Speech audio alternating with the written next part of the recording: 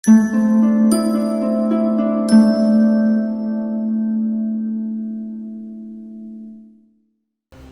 आदाब, सत श्री अकाल। मैं हूं आपके साथ प्रीति चंद्रा। सिटी वैन में आपका स्वागत है। शुरुआत करते हैं सहारनपुर की कुछ खास खबरों की। कोरोना वायरस से बचाव हेतु पुलिस प्रशासन द्वारा लगातार लोगों से उनकी विदेश यात्रा के संबंध में जानकारी देने की अपील की जा रही है, लेकिन वहीं कुछ लोग अभी भी लापरवाही बरत रहे हैं। ऐसा ही एक मामला सामने आया जिसके अनुसार 4 लोगों ने साउथ अफ्रीका व फ्रांस की यात्रा के बारे में छिपाया। इस संबंध में एसएसपी दिनेश कुमार पी ने बताया कि ये 4 लोगों के खिलाफ एक एफआईआर लिखा गया है थाना मंडी में। ये 4 लोग जो है फ्रांस और साउथ अफ्रीका होते हुए आए हैं। जब सहारनपुर आने से पहले ये निज़ामुद्दीन मरकज़ होते हुए भी आए हैं, ऐसे इनका टेक्निकल सर्विलांस से पता चला। कई बार पुलिस के अपील के बावजूद इन्होंने अपने को प्रशासन या पुलिस के सामने नहीं लाया है कि ये मरकज़ निज़ामुद्दीन होते हुए आए हैं, क्योंकि वहाँ के बहुत सारे केसेस पॉजिटिव निकल रहे हैं। इस तरह से लापरवाही करने से अन्य लोग भी कोरोना वायरस से प्रभावित संक्रमित होने का खतरे में आए हैं। इनके क्वारंटीन, इनके जो सैंपलिंग के बाद ये लोग, इनमें से 2 लोग जो है पॉजिटिव पाए गए हैं।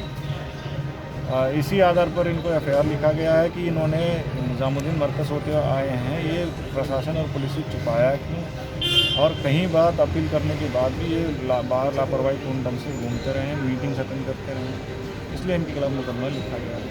और इनके रिश्तेदारी, क्योंकि मौलाना साहब की ससुराल यहाँ सहारनपुर में मंडी क्षेत्र में, इनके ही दूरस्थ, इनके ही रिश्तेदार है ये 4 लोग, इनके खिलाफ ये एफआईआर है। तो इनके परिवार को क्वारंटाइन किया गया है। बाकी इन अन्य परिवार को भी क्वारंटाइन किया गया है। इनका भी सैंपलिंग लिया। कितने लोग हैं? अनुमानित यह है कि 20 के ऊपर।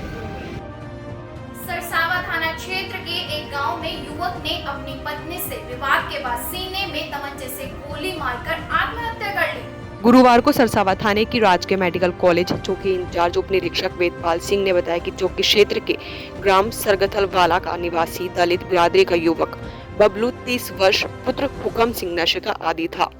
बुधवार देर रात को उसका अपनी पत्नी से किसी बात को लेकर विवाद हुआ, जिसके बाद युवक कहीं चला गया तथा कुछ देर बाद अवैध तमंचा लेकर घर लौटा तथा अपने सीने में तमंचे से गोली मारकर आत्महत्या कर ली। मृतक के भाई श्यामू ने देर शाम पुलिस को घटना की सूचना दी, जिसके बाद पुलिस मौके पर पहुंची तथा मामले में छानबीन की। पुलिस ने शव का पंचनामा भरकर पोस्टमार्टम के लिए भेज दिया। थाना बिहारीगढ़ क्षेत्र के दून कॉलेज में शेल्टर होम से 3 लोगों के भागे जाने के संबंध में एसएसपी दिनेश कुमार पी ने बात की और जानकारी देते हुए बताया कि ये मैं पूर्णतः क्लियर करना चाहता हूँ, जो कोरोना पॉजिटिव सस्पेक्ट्स के साथ, जो कोरोना पॉजिटिव केसेस के जो कांटेक्ट है, नज़दीकी कांटेक्ट है, उसे कोरोना पॉजिटिव होने का प्रबल संभावना है, उन्हें रखने का जगह है क्वारंटीन सेंटर। अन्य जो मजदूर जो पैदल आए हैं अन्य राज्यों से और जिलों से, जिनको लॉकडाउन के दौरान दिक्कत होती है, हुआ है, उनको सुविधा देने के लिए रखा गया वो शेल्टर होम से। आज जो बिहारीगढ़ से जो 3 लोग निकल गए अपने आप, वो शेल्टर होम से निकले हैं। वो लेबर है, ना ही कोरोना सस्पेक्ट्स है।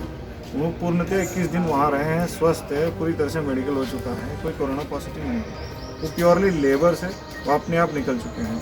हालांकि उनके खिलाफ 144 का उल्लंघन करने का 188 का मुकदमा भी दायर किया है।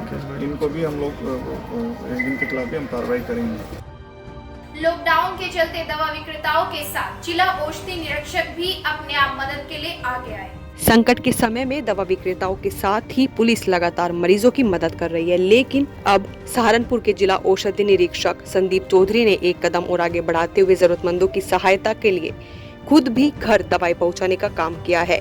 यह कदम न केवल उनके मानवीय दृष्टिकोण को दर्शा रहा है, बल्कि अन्य दवा विक्रेताओं के लिए प्रेरणा का स्रोत भी बन रहा है। औषधि निरीक्षक संदीप चौधरी ने बताया कि आज की मुश्किल भरे दौर में हमें जितना संभव हो सके उतना जरूरतमंदों की सहायता करनी चाहिए और खुद के साथ साथ अपने देश व परिवार और दुनिया को बचाने के लिए लॉकडाउन का पालन करना चाहिए। थाना बेहेट के गांव मरवा में जमीनी विवाद में हुई आत्महत्या, पुलिस ने एक अभियुक्त को किया गिरफ्तार। जानकारी के अनुसार अपराधी अंकित अपनी मां सलेलता निवासी ग्राम मरवा द्वारा बेची गई जमीन के मूल्य से खुश नहीं था तथा अपनी मां पर अधिक पैसा लेने का दबाव बना रहा था। मां के न मानने पर एक दिन मौका पाकर अंकित ने उनके ऊपर हमला कर उनको जान से मार दिया। थाना बेहट पुलिस ने घटना को कारित करने वाले अभियुक्त अंकित को गिरफ्तार करने में सफलता प्राप्त की है। पूछताछ करने पर अभियुक्त द्वारा अपना जुर्म स्वीकार किया गया है।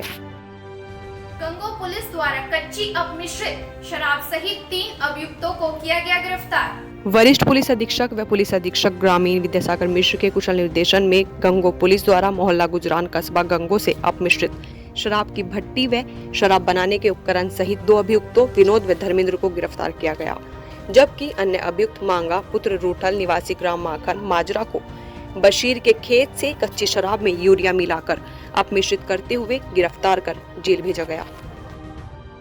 देशव्यापी लॉकडाउन के दौरान नियत सभी न्यायालयों में वादों व जमानत प्रार्थना पत्रों में अगली सामान्य तिथि नियत की गई। जानकारी देते हुए जिला न्यायाधीश सर्वेश कुमार ने बताया कि उच्च न्यायालय इलाहाबाद से प्राप्त निर्देश के अनुपालन में देशव्यापी लॉकडाउन के दौरान नियत तिथि निर्धारित कर दी गई है। उन्होंने सभी न्यायालयों के पीठासीन अधिकारियों को सूचित करते हुए आदेशित किया कि लॉकडाउन के दौरान 23 मार्च 2020 की नियत तिथि को अग्रिम सामान्य नियत तिथि 16 अप्रैल 2020 कर दी गई है। इसी प्रकार 24 मार्च की तिथि को 17 अप्रैल, 25 मार्च की तिथि को 30 अप्रैल, 26 मार्च की तिथि को 21 अप्रैल, 27 मार्च की तिथि को 22 अप्रैल, 30 मार्च की तिथि को 23 अप्रैल, 31 मार्च की तिथि को 24 अप्रैल, 1 अप्रैल की तिथि को 27 अप्रैल, 3 अप्रैल की तिथि को 28 अप्रैल, 4 अप्रैल की तिथि को 29 अप्रैल, 6 अप्रैल की तिथि को 30 अप्रैल व 8 अप्रैल की तिथि को 4 मई, 9 अप्रैल की तिथि को 5 मई,